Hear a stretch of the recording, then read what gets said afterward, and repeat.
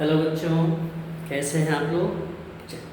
पिछले क्लास में हम लोगों ने सिंपल प्रेजेंट टेंस के बारे में सीखा और सिंपल प्रेजेंट टेंस के हर स्ट्रक्चर की जानकारी। एफर्मेटिव का स्ट्रक्चर क्या होगा, नेगेटिव का स्ट्रक्चर क्या होगा और इंट्रोगेटिव का स्ट्रक्चर क्या होगा। आज के वीडियोस में हम लोग सीखेंगे सिंपल पास्ट टेंस के बारे में।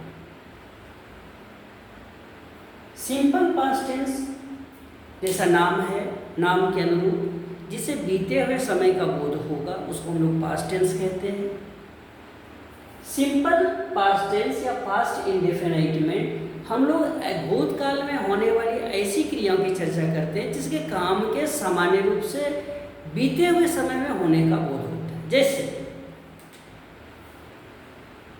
वह गया, मैंने पढ़ा,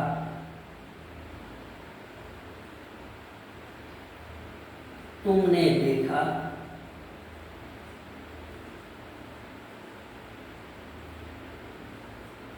उसने खाया, वह आया।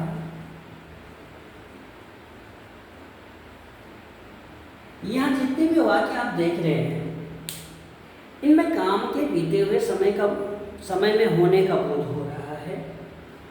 और दूसरी पहचान यहाँ पर आपको देखने में है कि जो क्रिया है, क्रिया के साथ इसमें आ की मात्रा जुड़ा हुआ है या ए की मात्रा है। खाया, खाए, खाई ऐसा हो सकता है। साथ ही यहाँ ध्यान देने की बात है, यहाँ कोई भी सहायक क्रिया पास्ट टेंस में जैसे हम लोग था का प्रयोग करते हैं यहाँ पर वैसा नहीं है।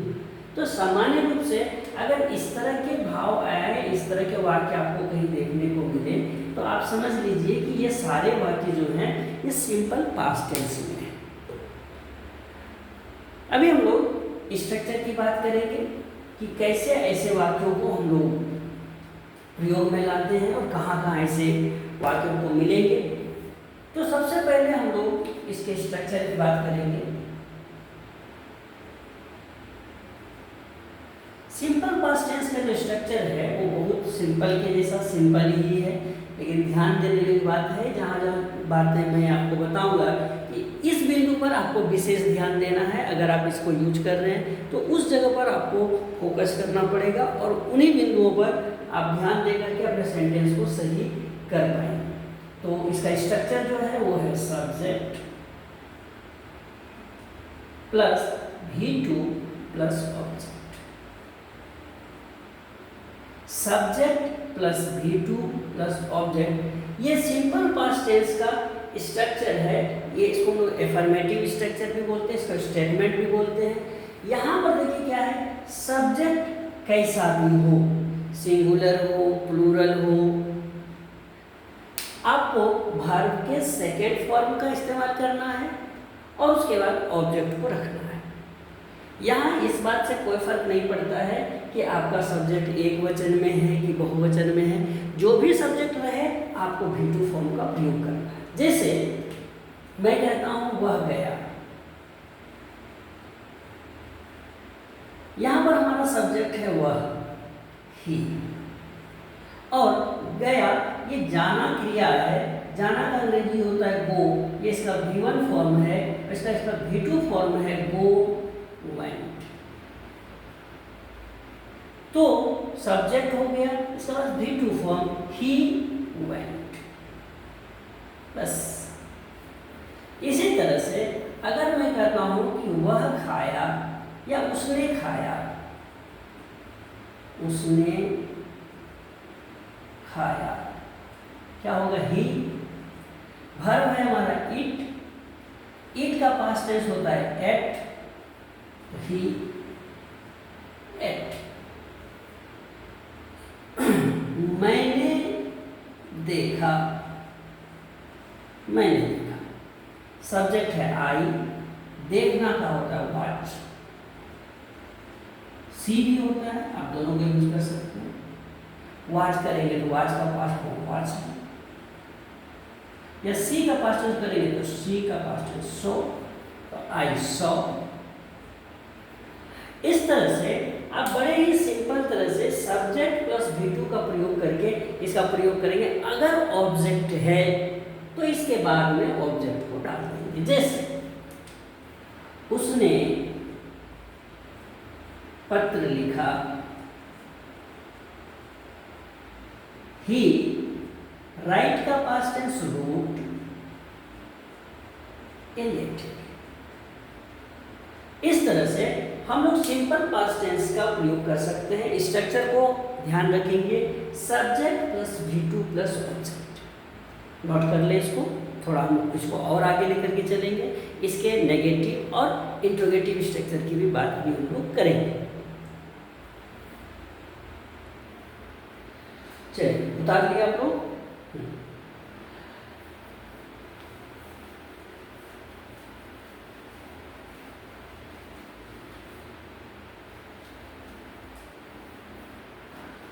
हाँ, अभी देखिए मैंने कहा कि ये जो है इसका एफर्मेटिव स्ट्रक्चर है।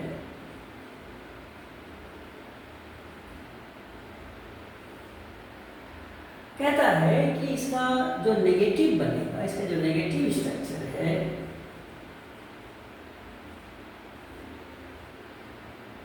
दो वर्ब का इस्तेमाल हम लोग इसमें करते हैं, जैसा कि हम लोग प्रेजेंट टेंस में भी कर रहे थे। स्ट्रक्चर देखिए, सब्जेक्ट प्लस या डू के पास्ट फॉर्म डिड का प्रयोग करते हैं। क्योंकि नेगेटिव बना रहे हैं इसलिए यहाँ पर डिड नॉट हो जाएगा। एक चीज और याद रखिएगा कि डू का पास्ट टेंस डिड है, हम लोग यहाँ पर ऑलरेडी V2 का इस्तेमाल कर रहे हैं, इसलिए यहाँ पर V1 फॉर्म करें, V1 प्लस ऑब्जेक्ट। और जब इसका इंट्रोगेटिव आप बनाएंगे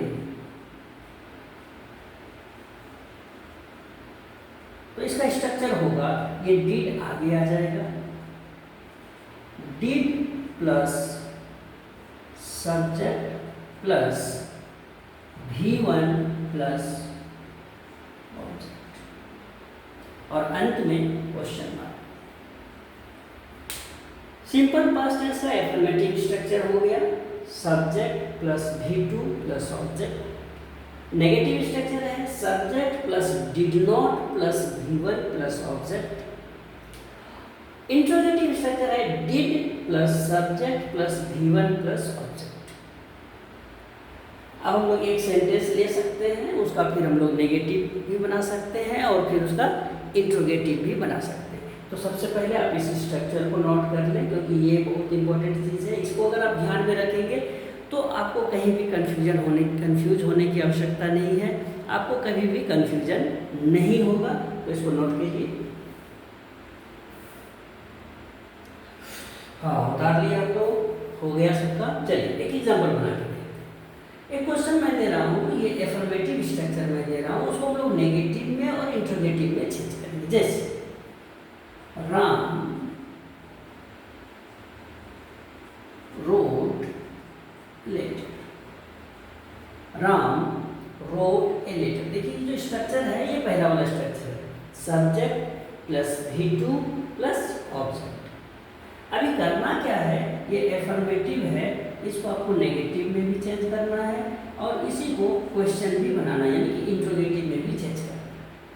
तो देखिए इसी का स्ट्रक्चर जब आप नेगेटिव में लेते तो पहले क्या है, देखिए सब्जेक्ट यानी राम, नेगेटिव करना है तो डिड नॉट लगेगा, डिड नॉट। फिर देखिए यहाँ पर V1 फॉर्म है, रोट जो है ये राइट का V2 फॉर्म है, राइट रोट और आगे रिटेन भी होता है, V3 फॉर्म चलेगी, यानी ये V1 फॉर्म है, ये इसका V2 फॉर्म है। यानी यहाँ जो आपको V2 फॉर्म दिया है आपको V1 फॉर्म लेना है, डिड नॉट हम लोग ऑलरेडी लगा चुके हैं, V1 फॉर्म आएगा, राम डिड नॉट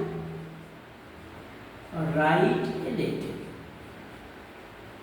और जब क्वेश्चन करेंगे इसको तो डिड आगे आ जाएगा, तभी हो जाएगा did Ram write a letter.